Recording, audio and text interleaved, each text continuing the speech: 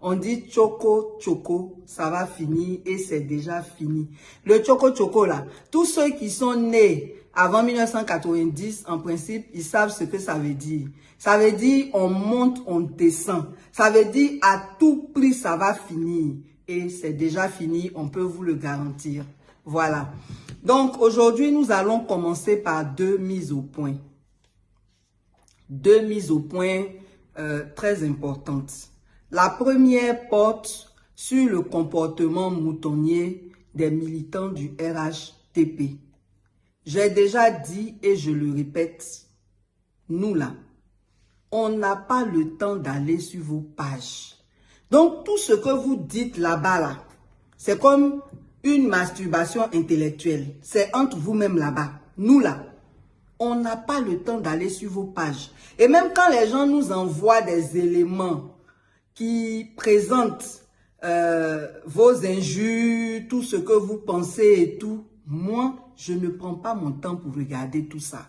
On n'a pas le temps d'aller sur les pages du RHDP, des militants du RHDP. On a mieux à faire. Donc, tout ce que vous dites là-bas, tout ce que vous faites là-bas, moi, je ne vois pas. Ça ne m'intéresse même pas. Parce que je sais que personne ne fait l'unanimité et je sais aussi que vous êtes dans votre rôle. Ce pourquoi on vous paye là, il faut que vous le méritiez. Voilà. Donc, je tenais vraiment à préciser cela. Néanmoins, il m'est revenu que on a confondu dégoûté et découragé. Et ça, vraiment, c'est pas étonnant. Donc, je veux quand même repréciser les choses. Quand on dit que quelqu'un est dégoûté, c'est l'expression d'un sentiment d'aversion, de répulsion par rapport à quelqu'un ou quelque chose. Si vous ne comprenez pas aversion et puis répulsion, là, ça veut dire quelque chose qui vous répugne, quelque chose qui vous dégoûte, qui ne vous plaît pas. Et que vraiment vous désapprouvez hautement. C'est ça, on appelle être dégoûté. Maintenant, être découragé, c'est autre chose. Être découragé, ça veut dire qu'on a cru en quelque chose et parce que cette chose ne semble pas bien se passer ou ne s'est pas bien passé, on décide d'abandonner. On décide de laisser tomber parce qu'on est découragé. On n'a plus la volonté d'avancer dans cette chose ou d'avancer avec cette personne. Voilà la différence entre être dégoûté et être découragé. Moi là, je ne serai jamais découragé. D'abord parce que découragement même n'est pas ivoirien, mais parce que ce que je fais, je le fais avec conviction. Je le fais surtout parce que c'est une mission divine.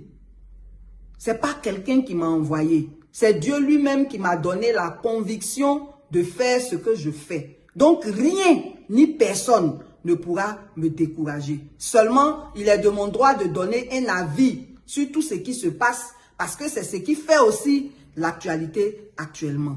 Donc vraiment, sortez de votre masturbation intellectuelle, essayez de vous informer, de vous cultiver avant d'employer certains mots. C'est vraiment important. Donc pour dire que franchement, nous là, on ne va jamais se décourager. On vous a dit que Ouattara là, il va partir avant la fin de cette année et c'est ce qui va se passer. Quel que soit le comportement des politiques, quel que soit ce que les politiques vont dire ou faire, ça n'a rien à voir avec notre détermination à lutter contre le 4e mandat. Voilà, c'était seulement pour attirer l'attention de ceux qui se perdent parfois sur le fait que tout ça, ce sont des buzz et c'est pas ça l'essentiel. Les problèmes de personnes là, c'est pas ça qui va nous faire libérer notre pays. Donc, il faut qu'on soit conscient de ce qui est essentiel. Le non au 4e mandat, la délivrance de la Côte d'Ivoire, c'est sur ça que tous les Ivoiriens devraient se concentrer au lieu d'aller s'emmerder dans les problèmes de personnes. C'est ce qu'on voulait relever. Et on est dégoûté parce que nous pensons que tout le monde, tous ceux qui se prétendent opposants, devrait réaliser que c'est ça l'essentiel. Et c'est ce que dernièrement, le président Gbagbo a relevé. Le non au 4e mandat, c'est ça l'objectif principal. Donc vraiment, ressaisissez-vous et puis unissons-nous pour défendre notre patrie, pour être de vrais patriotes. C'est pour ça que la dernière fois, on vous a expliqué c'est quoi le patriote. Donc ça, c'était le premier point de la mise au point. Les militants du RHDP, là, ressaisissez-vous. Parce que chez vous, là, vraiment, c'est un peu grave, quoi. Son ministre, son dernier mouton, tout le monde est pareil. Dans les mensonges, dans les mauvaises analyses. C'est pas sérieux. C'est pas bon du tout. Autant d'Oufoué, là, quand on faisait un remaniement ministériel, quand on donnait la liste des ministres, là, dans Fraternité Matin, on mettait CV de tout le monde. Aujourd'hui, on ne peut plus faire ça. Parce que même cuisinier a été ministre. Donc, vraiment, nous, dans tous les cas, on prend l'engagement de libérer notre pays, de le restaurer et de donner à la Côte d'Ivoire son lustre d'antan. Donc ça, c'était la première mise au point. Je ne suis pas découragé. Au contraire, je suis très déterminé et je vous rassure sur le fait que Ouattara, il va partir cette année. Voilà. La deuxième mise au point, c'est par rapport à ceux qui prétendent que je suis en exil, après on ne demande pas pardon, ou bien je pleure. Je ne sais pas si ça va dans votre tête. Je pleure comment? Je pleure comment? On est en train de vous dire qu'on s'organise pour faire partie. Ouattara, vous dites on pleure. Et puis depuis, il me met en prison là. Vous m'avez déjà vu venir demander pardon. Ou bien même on m'a libéré et puis je viens dire merci. Il n'y a pas de pardon à demander. Quand on défend son pays, on ne fait rien de mal. Donc il n'y a pas de pardon à demander à qui que ce soit, encore moins à Dramane. Ça c'est un. Deuxièmement, je ne suis pas en exil. C'est un repli stratégique face à des terroristes qui ont pris notre pays en otage et qui se permettent n'importe quel comportement. C'est en liberté et en vie qu'on peut mener la lutte. Et malheureusement, ce qui m'a été donné de constater, c'est que les 2 fois où j'ai été emprisonné, on n'a pas entendu la société civile. Donc si la société civile doit continuer à mener le combat, il faut qu'elle soit en liberté et il faut qu'elle soit en vie. Donc ça là, ça s'appelle un repli stratégique. Je ne suis pas en exil et je ne serai pas en exil. Le jour où je le serai là, moi-même, je vais venir vous dire ça ici. Est-ce que je me cache? Je vais venir vous dire, mais je ne suis pas en exil. C'est face aux terroristes qui appellent leurs camarades terroristes là, que moi, j'ai pris un repli stratégique pour mieux mener la lutte. Point barre. Donc, il n'y a pas de larmes, il n'y a pas d'exil, il n'y aura jamais de pardon. Pardon à qui, pourquoi? C'est Ouattara qui doit demander pardon aux Ivoiriens. Parce que depuis 1990, il nous emmerde, il nous oppresse, il nous martyrise, il nous vole, il détruit notre pays. C'est lui qui doit nous demander pardon. Et puis quand on va l'attraper là, il va demander pardon. Voilà. Donc, c'était vraiment des mises au point. On va passer à nos sujets du jour. Le premier sujet que nous voulons aborder, c'est le rappel. Le rappel sur les documents que nous vous avons demandé de nous envoyer par mail sur CCRC plainte en minuscule collé avec S à la fin de plainte @gmail.com. Mais il y a des gens qui nous ont contactés pour dire qu'ils auraient préféré un numéro WhatsApp. Donc le numéro sur lequel, le numéro malien sur lequel on fait les dépôts là, il est aussi WhatsApp. Vous pouvez envoyer vos éléments là-bas. Les photos, les récits, en tout cas tout ce qu'il faut pour documenter une plainte contre le terroriste d'Abidjan. Voilà. Donc c'était pour rappeler cela et vous dire que nous sommes très sérieux dans la saisine que nous prévoyons devant une juridiction internationale contre Dramane Ouattara, le terroriste d'Abidjan. Voilà. Le second sujet porte sur des remerciements. La dernière fois, j'ai lancé un appel pour que notre cagnotte puisse être davantage dynamique. Et les Ivoiriens ont répondu à notre appel. Donc, je voulais vraiment vous remercier d'avoir compris le sens du mot patriote et d'y avoir adhéré. Voilà, les patriotes ont réagi. Nous sommes très satisfaits et nous voulons leur dire merci. Que Dieu vous bénisse, que Dieu bénisse votre descendance. Sachez que la victoire qui est déjà là, c'est pour nous tous. C'est nous tous qui y avons contribué. C'est pour ça que nous vous parlons de résistance citoyenne. Et nous répétons que nous le faisons pour notre pays. Nous ne le faisons pas pour un homme politique, encore moins pour un parti politique. Voilà. Et comme vous-même, vous pouvez le constater aujourd'hui, il n'y a que le président Laurent Gbagbo qui parle du non au 4e mandat.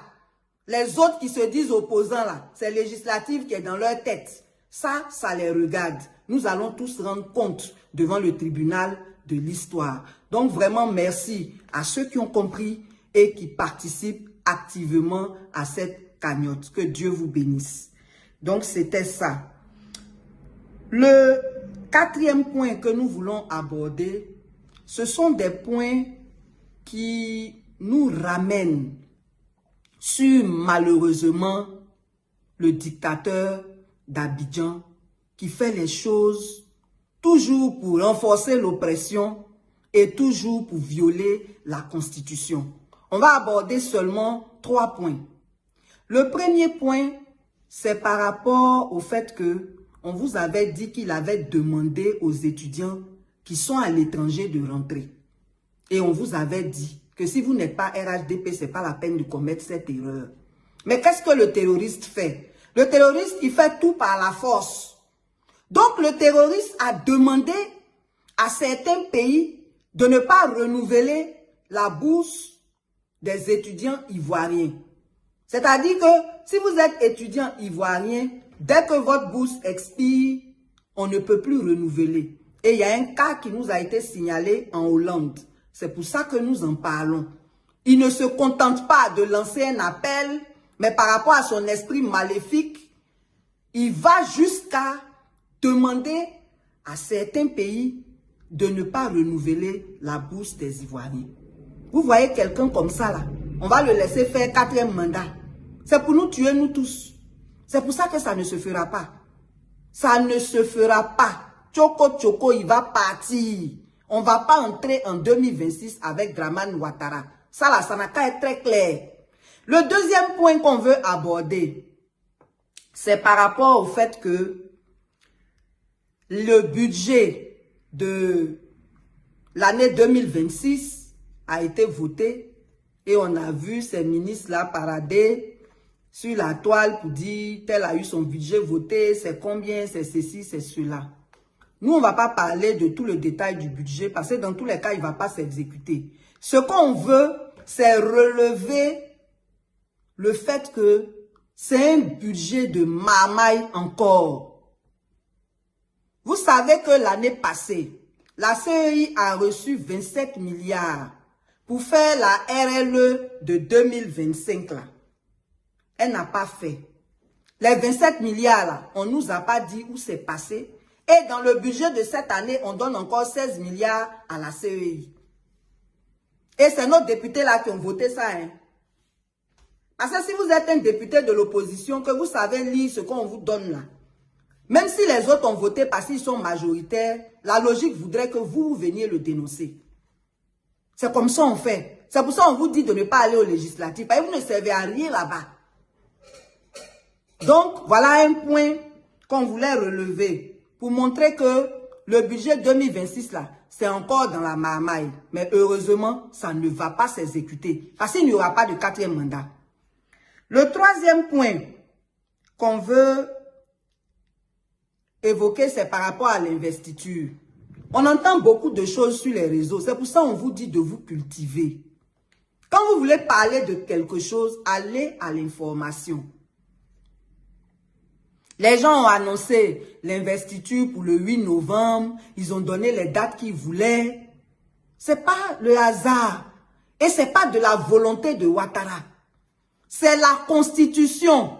dans l'article 58 alinéa 2 qui dit que l'investiture, là, ça se passe le deuxième lundi du mois de décembre de la dernière année du mandat en cours. Le mandat en cours, là, sa dernière année, là, c'est 2025. C'est pour ça l'élection en 2025. Donc, le deuxième lundi du mois de décembre. Ça nous donne le 8 décembre. Donc, en principe, il n'y a pas de débat à faire sur la date de l'investiture. La Constitution dit que c'est le 8 décembre. Maintenant, comme on a affaire à un violeur impénitent de la Constitution, lui maintenant, il peut décider d'une autre date, mais nous tous on regarde. Sinon là, l'investiture là, c'est le 8 décembre. C'est ce qu'on voulait préciser. Parce qu'en Côte d'Ivoire, il n'y a pas de fumée sans feu, il n'y a pas de rumeur. Les gens sont en train de parler encore du 30.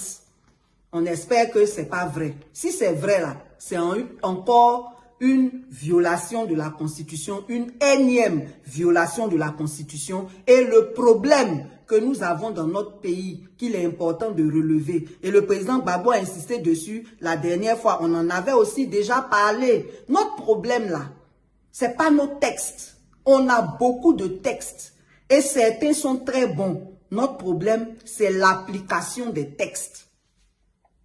Parce que quand on n'applique pas les textes, c'est là qu'on rentre dans la tourmente dans laquelle nous sommes. Et c'est le gros problème que nous avons. Parce que ceux qui nous dirigent actuellement là, ils respectent les textes de façon sélective.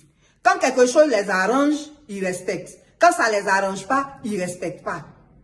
Il ne s'agit pas de ça. Quand on est un vrai républicain, vous dites rassemblement des républicains, là, vous ne savez même pas ce que ça veut dire.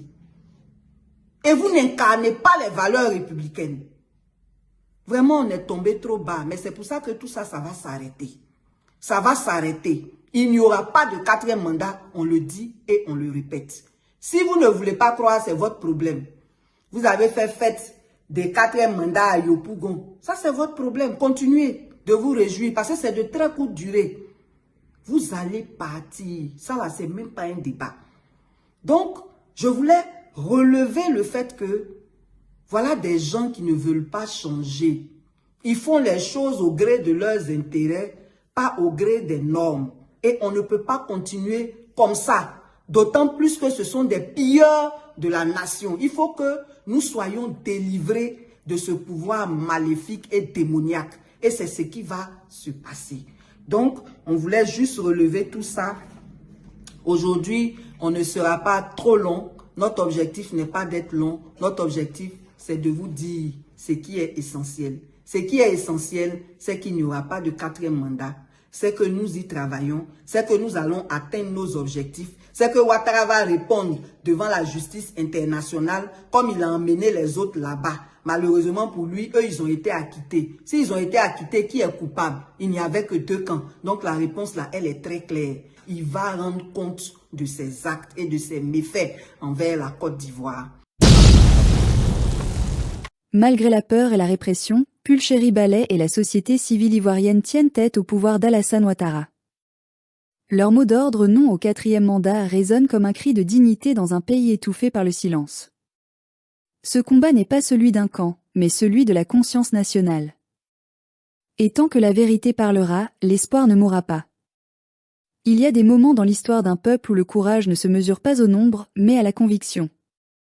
Et c'est exactement ce que nous vivons aujourd'hui en Côte d'Ivoire. Alors que beaucoup baissent les bras, que d'autres s'habituent à l'injustice, il reste encore des voix, des âmes, des consciences debout pour dire non. Non au quatrième mandat. Non au mépris du peuple.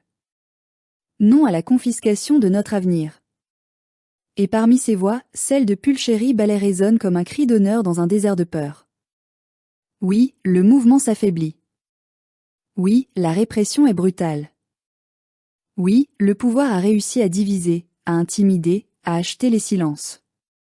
Mais la vérité, c'est que même affaibli, ce mot d'ordre non au quatrième mandat reste la dernière flamme allumée dans l'obscurité du mensonge politique.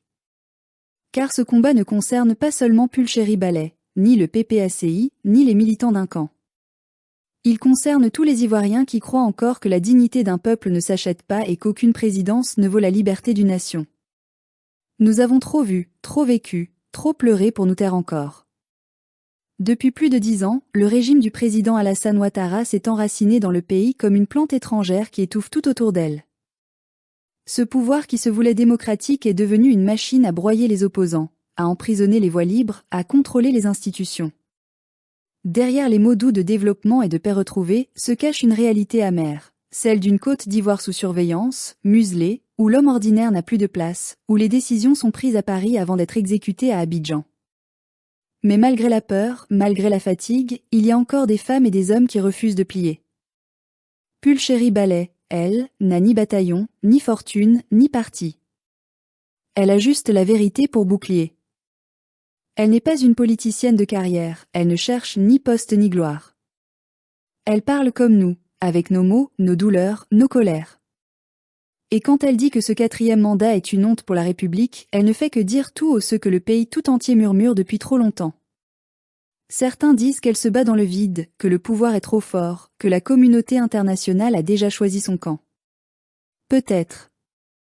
Mais l'histoire de ce pays prouve que rien n'est jamais joué quand un peuple refuse de se soumettre. En 2000, nous avons vu un homme, Laurent Gbagbo, tenir tête à tout un système, seul contre les puissances du monde. Aujourd'hui, une femme, Pulchérie Ballet, reprend ce flambeau, non pas pour le pouvoir, mais pour la vérité. Ce n'est pas un hasard. C'est le cycle éternel de la résistance ivoirienne. Le pouvoir d'Alassane Ouattara s'appuie sur 3 piliers, la peur, la division et la complicité internationale. La peur, il la sème par les arrestations arbitraires, les intimidations, les procès fabriqués. La division, il l'entretient en opposant le Nord et le Sud, les chrétiens et les musulmans, les autochtones et les étrangers. Et la complicité internationale, il l'achète avec le franc CFA, avec les concessions économiques, avec le silence complice des institutions qui ferment les yeux sur ces dérives. Mais ce que le pouvoir oublie, c'est qu'aucun système ne peut résister éternellement au poids de la vérité. La société civile n'a pas les armes, mais elle a les consciences. Et quand la conscience d'un peuple se réveille, aucune armée ne peut l'arrêter. Ce n'est pas une question de parti, de sigle ou de slogan. C'est une question d'honneur national. Car nous savons tous, au fond, que ce 4e mandat n'est pas seulement une trahison de la Constitution, mais une insulte à notre intelligence collective. Comment accepter que dans un pays jeune, peuplé d'esprits brillants, d'hommes et de femmes capables, un seul individu s'accroche au pouvoir comme si le pays ne pouvait exister sans lui ? La Côte d'Ivoire n'appartient pas à un homme, ni à un clan, ni à une génération. Elle appartient à tous ceux qui y sont nés, qui y vivent, qui y travaillent, qui rêvent pour leurs enfants d'un avenir meilleur. Et c'est pour eux, pour ces millions de silencieux qu'on étouffe, que la société civile doit continuer de se battre. Nous ne pouvons pas abandonner le pays à ceux qui le vendent morceau par morceau aux multinationales, pendant que la jeunesse croupit dans le chômage et la misère. Oui, Pulchérie Ballet a raison de dire que ce combat est spirituel autant que politique. Parce qu'il oppose 2 visions du monde, celle d'une Afrique libre, digne, souveraine, et celle d'une Afrique soumise, dépendante, gérée depuis les capitales occidentales. Et tant que nous n'aurons pas choisi notre camp, nous resterons des esclaves modernes, gouvernés par procuration. Alors, la question n'est pas de savoir si le mouvement s'affaiblit, mais s'il reste debout. Et oui, il reste debout. Car tant qu'il y aura une voix pour dire non, tant qu'il y aura un visage pour dénoncer, tant qu'il y aura une main levée pour exiger justice, le combat n'est pas fini. Même les dictatures les plus solides tombent toujours, non pas sous les bombes, mais sous le poids de leurs propres mensonges. Le président Ouattara pense peut-être que sa victoire est acquise. Que ses chiffres, ses discours, ses soutiens étrangers suffiront à lui donner la légitimité. Mais l'histoire jugera autrement. Car il n'y a pas de victoire durable contre un peuple. On peut l'endormir, le manipuler, le menacer. Mais on ne peut pas lui voler éternellement sa mémoire. Et notre mémoire, elle est vive, douloureuse, indestructible. Nous n'avons pas oublié 2010, ni 2011, ni les exils, ni les morts, ni les prisons. Nous savons ce que coûte la trahison et nous savons reconnaître les mensonges. Aujourd'hui, notre pays est à la croisée des chemins. Soit nous continuons à nous taire, à accepter, à subir et alors nos enfants vivront dans un pays où la peur sera la norme. Soit nous nous levons, sans armes, sans haine, mais avec courage, pour dire enfin stop. Ce n'est pas un appel à la violence, mais à la conscience. Car la plus grande des révolutions, c'est celle qui se joue dans les cœurs. Nous n'avons pas besoin de sang pour libérer la Côte d'Ivoire. Nous avons besoin de vérité, de justice, d'amour du pays. Et c'est cela que Pulchéry Ballet incarne, la foi en une Côte d'Ivoire qui se redresse, qui refuse de mourir, qui veut redevenir le symbole d'une Afrique digne. Le président Laurent Gbagbo l'a dit un jour, on ne libère pas un peuple malgré lui, on le libère avec lui. C'est à nous maintenant de reprendre ce flambeau. Le combat ne sera pas facile, il sera long, mais il est nécessaire. Car un peuple qui renonce à sa liberté renonce à son âme. Et nous, Ivoiriens, avons déjà trop perdu pour ne pas nous battre encore.